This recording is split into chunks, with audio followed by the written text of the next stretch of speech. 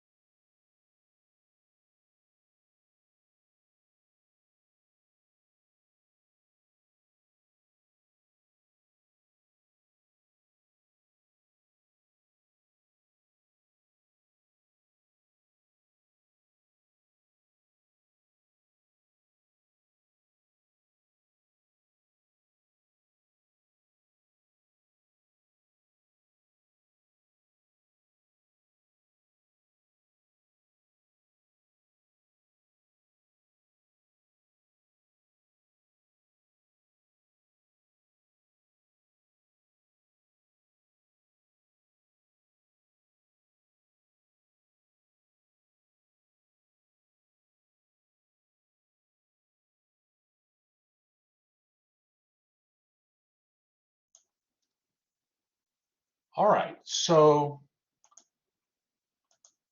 what we want to do is we want to approximate the function with the cube root of x. Okay, cube root of x is also the same as x to the 1/3 power. We want to approximate this cube root function with a second degree Taylor polynomial centered about a equals 8. Okay, so normally when you study functions, you never think of well, the fact that a cube root function is clearly a more complicated function than a polynomial. Polynomials are normally easy functions. The fact that we can approximate the cube root of x with a second degree Taylor polynomial is an amazing idea. Now we're gonna do it about a equals 8.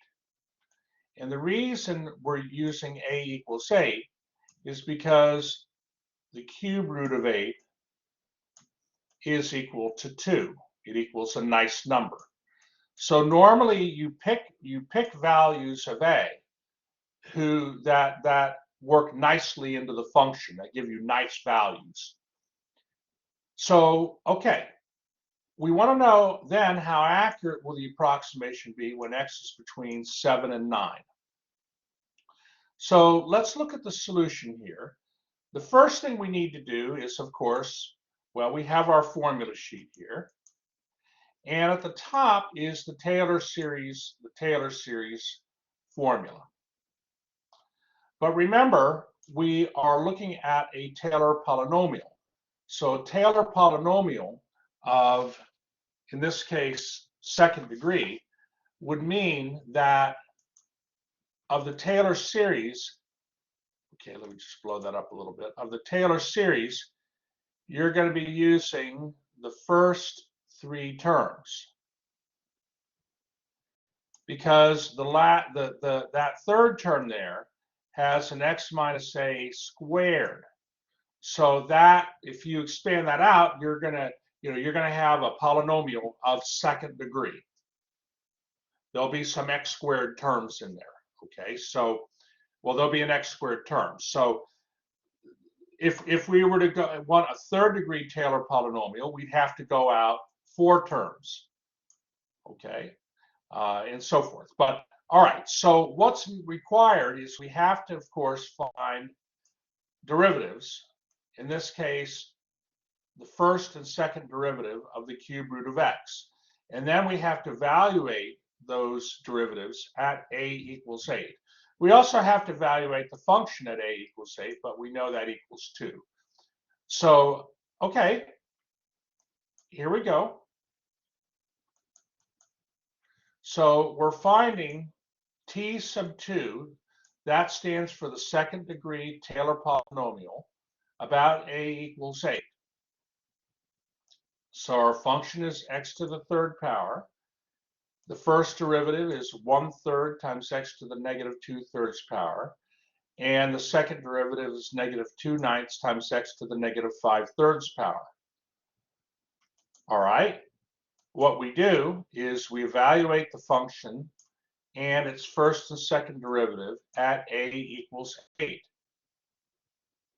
F of 8 will equal 2, f prime of 8 will equal 12, and f double prime of 8 will equal negative 2 over 288.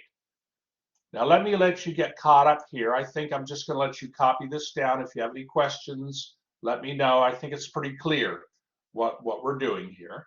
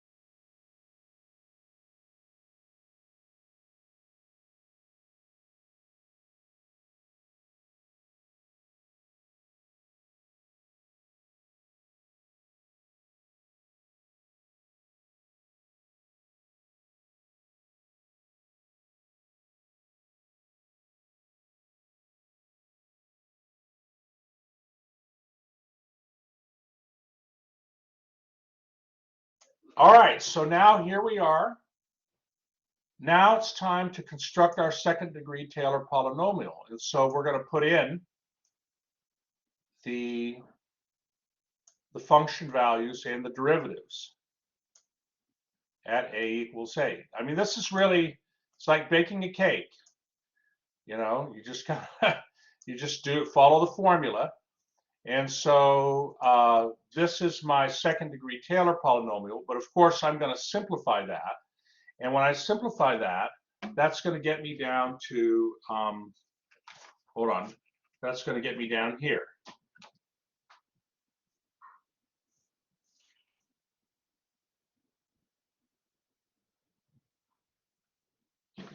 And so the cube root of x is approximately equal to this second degree Taylor polynomial over a certain range of x values. Obviously, it's not going to work for all x values. Now, what I'm going to do is I'm going to go into Desmos here. I mean, let's say this were the final exam or your homework, and but let's say the final exam, and you want to verify visually that you have the right Taylor polynomial. Can you visually, in a sense, verify that? You can, and I'll show you how. So one moment, I'm going to bring up Desmos here.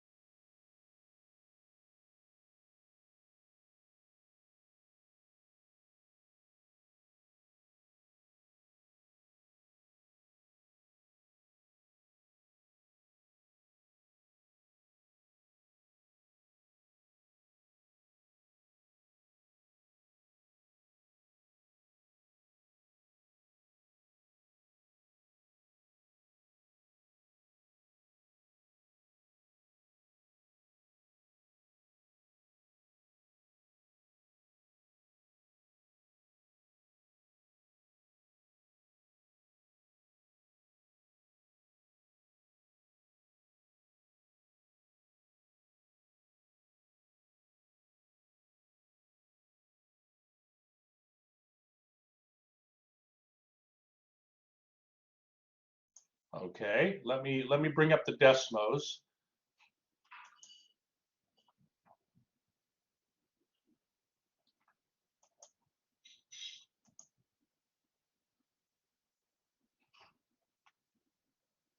One moment, class.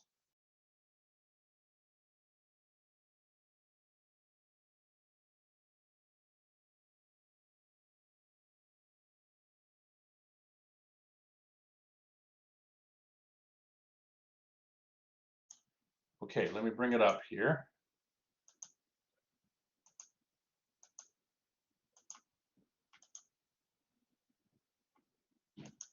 Okay, so I'm in Desmos, and I've graphed the x to the 1/3 power. That's the red cube root function. And now I want to graph that second degree Taylor polynomial, which is, let me see, y equals 2 plus 1/12 times x minus 8 plus, or I should say minus, 1 over 288, hold on, times x minus 8 quantity squared. Now, we're interested in x between 7 and 9. So, and let me just adjust my, hold on here. All right, everybody's seeing this okay. Let me just adjust this a little bit. Let me go to my wrench. I have real estate here I don't need. So y goes from -3 to, say, +3. That looks pretty good.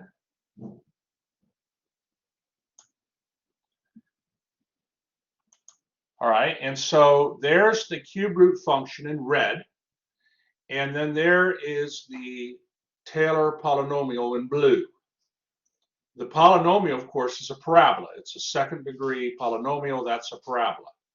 So you can see at a equals 8, the parabola perfectly approximates the cube root of x, which makes sense because if x equals 8, if you substitute that value into the parabola, you're going to get y equals 2, and the cube root of 8 is 2. But as you move away, so I mean, if I put my little, I mean, that's like perfect, right, at that point. But as you move away from a equals 8 to the left or the right, you can see that the parabola, it does a pretty good job for a while in approximating the cube root function. So the second degree Taylor polynomial approximates the cube root function, cube root of x, pretty good. But then it starts to fail, right, as you move further and further out. So this is a graphical way to check your answer. How many might do this on the final exam for a problem like this? Might graphically check their answer using Desmos. Okay, Taj might do it. Jan might do it. Mario. Yeah, it's a good idea because it's easy to make a mistake. Well, I mean, you can make a mistake. I mean, if one of your constants are off, uh, you'll get the wrong answer. So I think it's a good idea. All right, so we feel comfortable. This is our second degree Taylor polynomial. And now what we want to do is we want to know how accurate is the approximation when x is between 7 and 9. So like if I zoom in a little bit here, I can zoom in.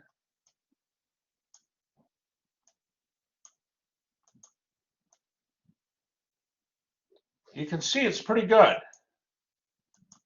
You can see it's pretty good. The second degree Taylor polynomial approximates the cube root of x pretty well between the values of x equals 7 and x equals 9 over those range of x values.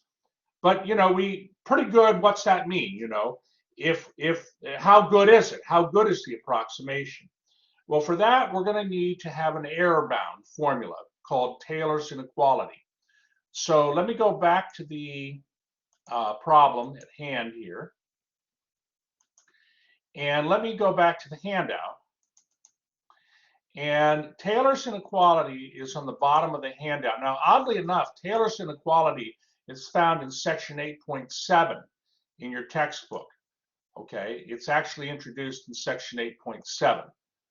But I have it on the handout here. And again, you can download this handout in Blackboard under course content, chapter 8, section 8.7. There's a link to download the handout. So what does Taylor's inequality say?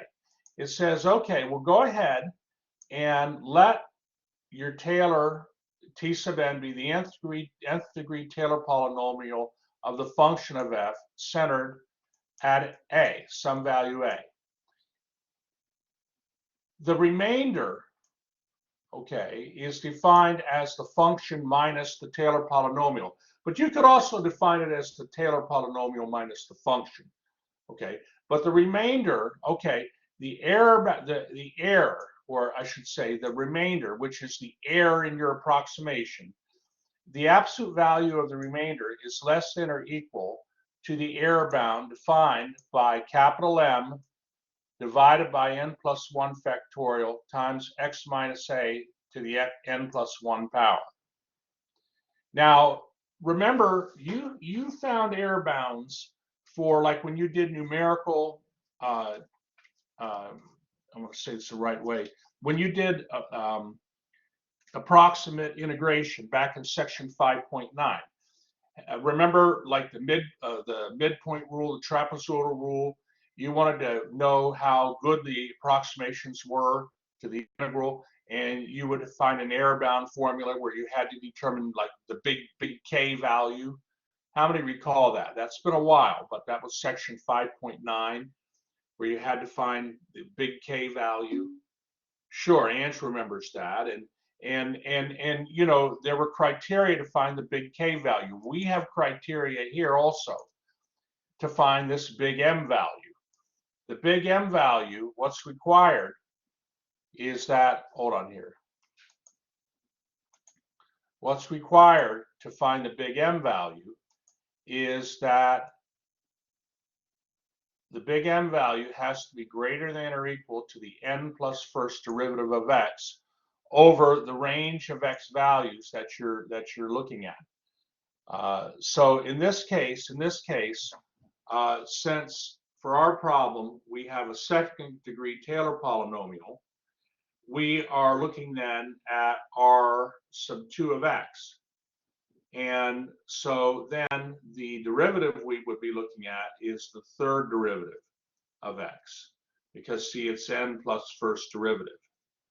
So what we have to do is find the third derivative of x, and then study over from between the values over the interval where x goes from 7 to 9, where's that third derivative maximized? Okay, so remember the second derivative was equal to -2/9 times x to the -5/3. We can therefore get the third derivative. So, okay, let's continue on here. All right, continuing now. How accurate is this approximation? When x is between 7 and 9, how accurate is the approximation? We're going to use the Taylor's inequality, where the remainder, I have it as the Taylor t sub 2 minus the cube root of x. The error bound is equal to, hold on here. Here's the error bound right here. Okay, and what we have to do is find out what m is. Let me give you a moment to copy up to here, and let me know if you have any questions.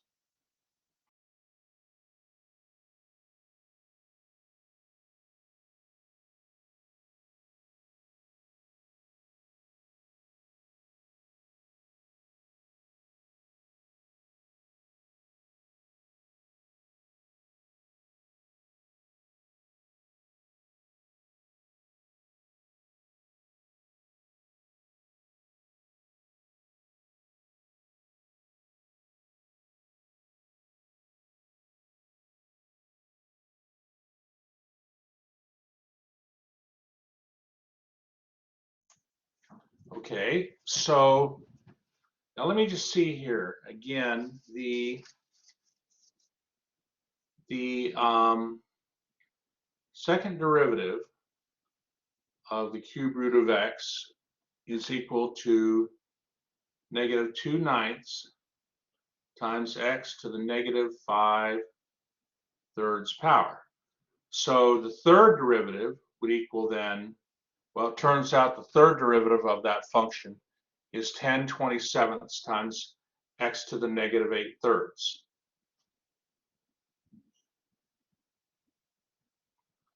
Now, we care about the absolute value of that function. Well, the absolute value of that third derivative, since x is between 7 and 9, the absolute value of the third derivative is the same as the third derivative. And so 10/27 times 1 over x to the 8/3, that is my third derivative. And of course, that particular third derivative, I mean, if we were to draw a little picture, just a little picture here. Here's 7, here's 9, obviously not drawn to scale. And there's my third derivative function.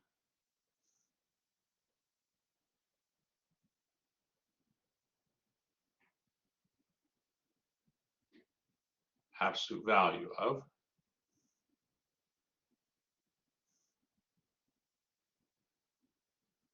Well, that's a decreasing function. I mean, of course, as x gets large, that function decreases. So where is the third derivative maximized? Is it maximized at x equals 7 or x equals 9? That's right, Ange, at x equals 7. And so this means then that the value of m would equal then 10/27 times 7 to the -8/3 power. That would be the value of m you use. You see, we want our error bound, we want to be as conservative as possible. So we want the error bound to be as large as possible, so we can safely say how well our Taylor polynomial approximates the cube root of x function. So it's the same kind of thinking as what you did back in section 5.9. And so obviously you have to look at your whatever derivative it is, you know, whether it's a third derivative or fourth derivative, you have to study it and see if that derivative is increasing or decreasing. Well, the absolute value of it.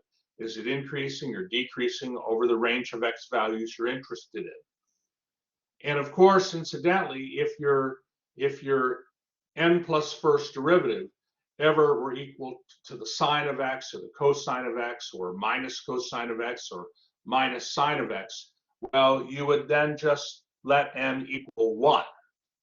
Okay, whenever you have a sine or a cosine function, n would equal 1, because we always want n to be easy to get. And that's just like you learned back in section 5.9. Now this is a different application than section 5.9, but finding the m value, the type of thinking that goes involved in finding it, is the same as what you learned in finding the k values for the error bounds in section 5.9. Are there any questions before I go to the next page? We're going to finish up this problem here. Oh, I should, yeah, hold on here. Yeah, let me, all right. We're going to finish up the problem.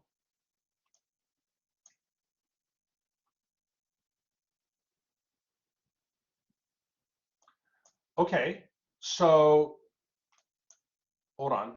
I'm in the wrong, went the wrong way here. Here we are. So we know what m is.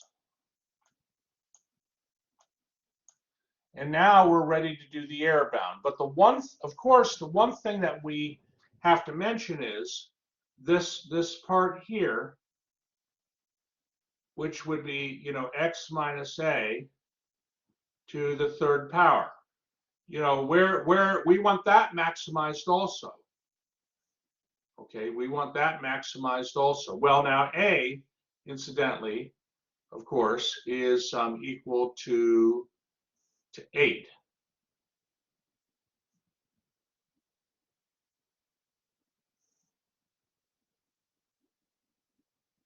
A equals 8.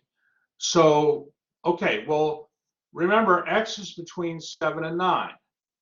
So the largest the absolute value of x minus 8 could ever be is when x equals 7 or x equals 9, because that would give you a 1.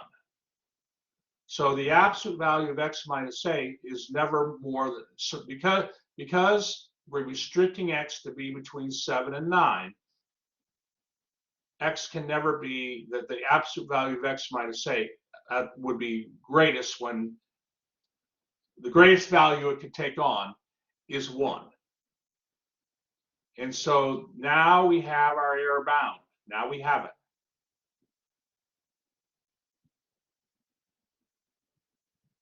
And I'm expecting it to be pretty small, because based on the Desmos graph, it looks like there's a very small error between that second degree Taylor polynomial and the cube root of x when x is between 7 and 9. So if we compute that error bound, we're going to get 0.00035 approximately. Basically, the polynomial, second degree Taylor polynomial, approximates the cube root of x to within about 4 10,000ths.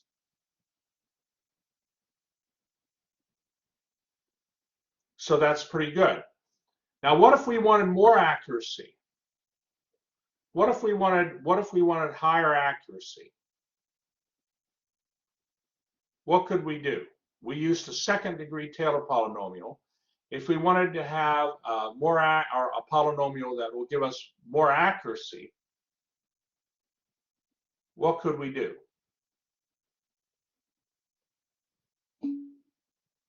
That's right, Taj. Use a higher degree Taylor polynomial, a third degree or a fourth degree. That'll get you a higher degree of accuracy. Traditionally, it will. So this is important application to computer science. You know, like when you put in the cube root of 7.8 on your calculator, you get a number. But where's that number coming from? Well, there's some programming involved in the calculator to get that value. There has to be programming involved, algorithms, and sometimes algorithms involve Taylor polynomials. So it's really a very, very important concept. I know some of you are in computer science, right? Your majors are computer science. You have to take calculus too. This is one of the reasons. You need to understand what's involved in, I mean, this is a problem involving finding accuracy. That's important in computer science, accuracy. Okay, so what we have at the bottom here, this problem is actually a problem from, of course, section 8.8. It's example 1. And what I did was I made a copy of the figures 2 and 3 from example 1 from section 8.8. So in figure 2 here, figure 2, you have a picture of the cube root of x and the second degree Taylor polynomial, and we did this in Desmos. And you know, right here, this is the point 8, 2. So at a equals 8, you know, that's like perfection, right?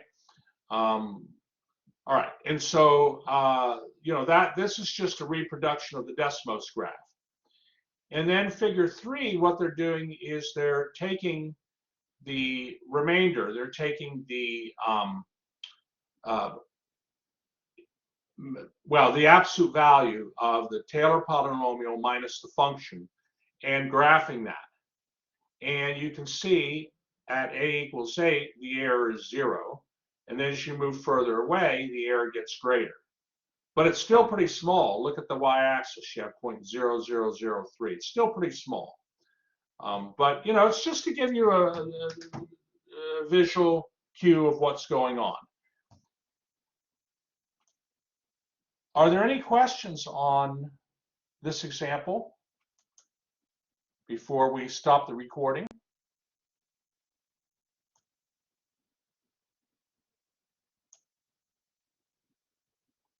We're going to continue, incidentally, section 8.8 on Thursday's class, and probably also get into polar coordinates also. But we'll do more on section 8.8, and I'll make the assignment available to you,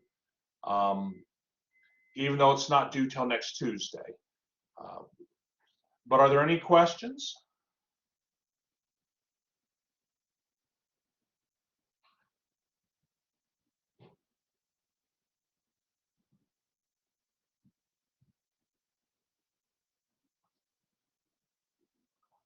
Okay, I'll stop the recording. Excellent, very good.